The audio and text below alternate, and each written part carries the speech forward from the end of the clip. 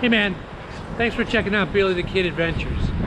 Join me as I discuss Charles Manson, his Ohio roots, and the many connections to the state of Ohio, including an intriguing link with Cleveland's Little Italy. The August 1969 Sharon Tate murders shocked the nation and was front-page news everywhere. The brutal killings of Sharon Tate and several others at 150 Cielo Drive in Los Angeles, along with the day later La Bianca murders, mortified the country. William Garretson from small-town Lancaster, Ohio, who lived in the Tate guest house and was employed as a property caretaker, was the initial murder suspect. After a couple days of police interrogation, they concluded William was not the murderer. After breaking the case a few months later, another person with Ohio roots, Charles Manson, along with his followers, known as the Manson family, were charged with the murders. The life of Charles Manson is intertwined with the state of Ohio. Raised in a strict religious household in Ashland, Kentucky, 15-year-old Kathleen Maddox would secretly venture to Ironton, Ohio, across the Ohio River to go dancing and have some fun, things she couldn't do back home. It was at Ironton's Ritzy Ray Dance Club that Kathleen would meet William Scott and get pregnant after a brief fling with him. Nothing ever materialized from their relationship. Soon afterwards, Kathleen ran away to Cincinnati and met William Manson, marrying him while she was 6 months pregnant in August of 1934.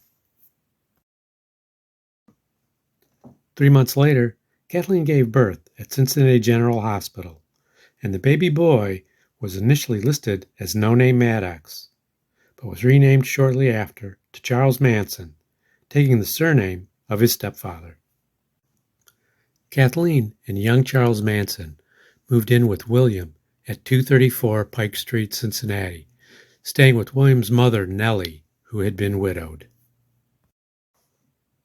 Today, the location of the infant Charles Manson's first residence in Cincinnati is nothing more than a nondescript parking lot.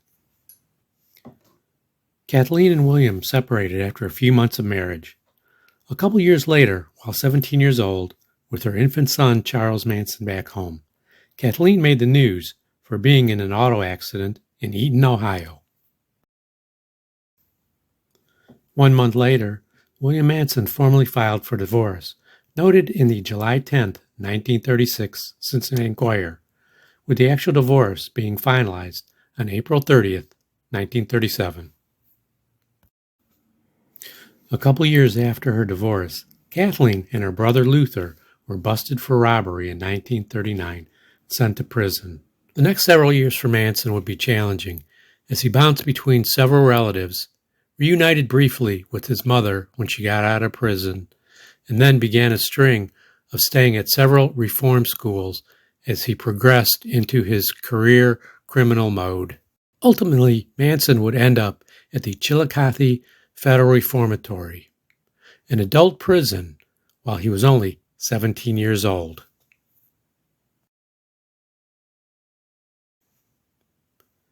And then while serving his time at Chillicothe Federal Reformatory, something changed with Manson. It was almost like he became a choir boy. Which Manson actually did, joining the Chillicothe Protestant Choir, earning himself ultimately an early release for good behavior in May of 1954.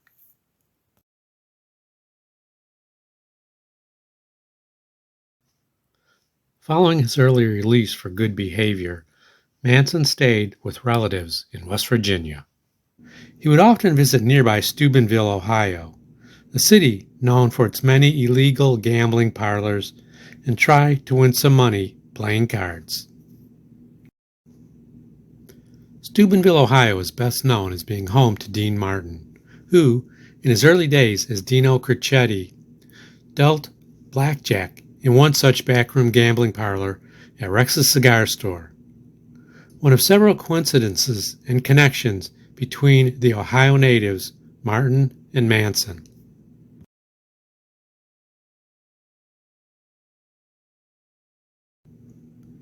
Charles Manson was aware of and even noted Dean Martin's Steubenville roots in his Manson at 50 interview in California Magazine in 1985. And it would be at one of those Steubenville gambling spots where Charles would meet and soon after marry Rosalie Willis, as detailed in Manson in his own words. Here's the wedding photo of Charles and Rosalie. Charles and Dean's Steubenville connection was just one of many between them. In her final movie role, Sharon Tate was featured in Dean Martin's last Matt Helm action movie, The Wrecking Crew. And Dean Martin's daughter, Dina, met Manson and Tex Watson at a party at the infamous Cielo Drive home while music producer Terry Melcher was living there prior to Sharon Tate and Roman Polanski later moving into the house.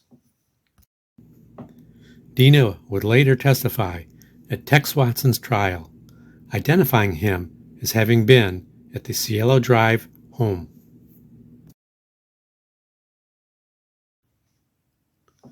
Another of Dean Martin's children, Dean Paul Martin, and his future wife, British actress Olivia Hussey of Romeo and Juliet movie fame, also had a unique connection with the Cielo Drive home.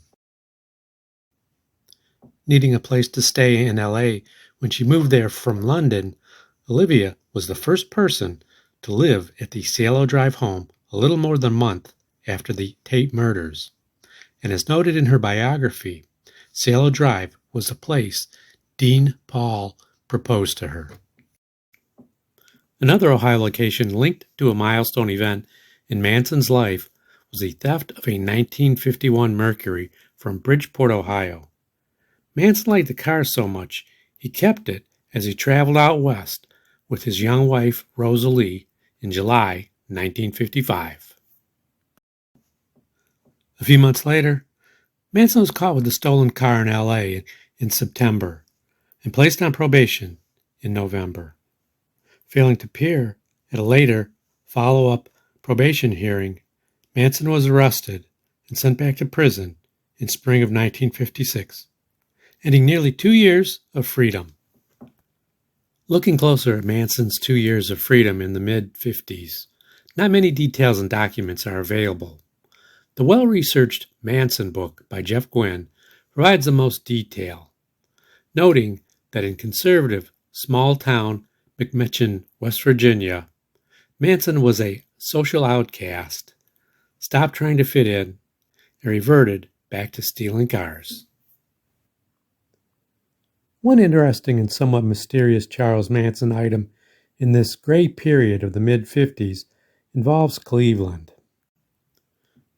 In Lynette Sweevram's 2019 book, Reflection, she includes a somewhat cryptic letter from Charles Manson in which he details stealing cars in his dealings with the Cleveland mob in Little Italy. Later, in a 1992 interview, Manson again makes a quick, indirect comment about the Cleveland mob. Centered at Mayfield and Murray Hill Roads, the compact Little Italy neighborhood has been the focal point for Cleveland's Italian community for over a century, and likewise was the area for Cleveland's mob activity, especially in the golden days of the 1950s and 1960s, when Manson coincidentally got out of prison. Examining Charles Manson's Cleveland-based Little Italy and barbershop comments, the obvious questions are, what Little Italy mobsters and barbershops is Manson referencing?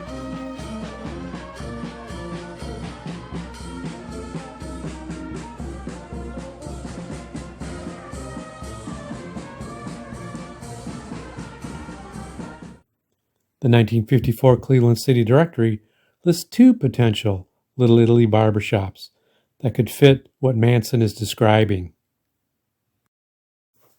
Or it could be the location where Cleveland mob boss John Scalish often held meetings, as detailed in several books, at Lamarca Brothers Barbershop, about a mile from Little Italy.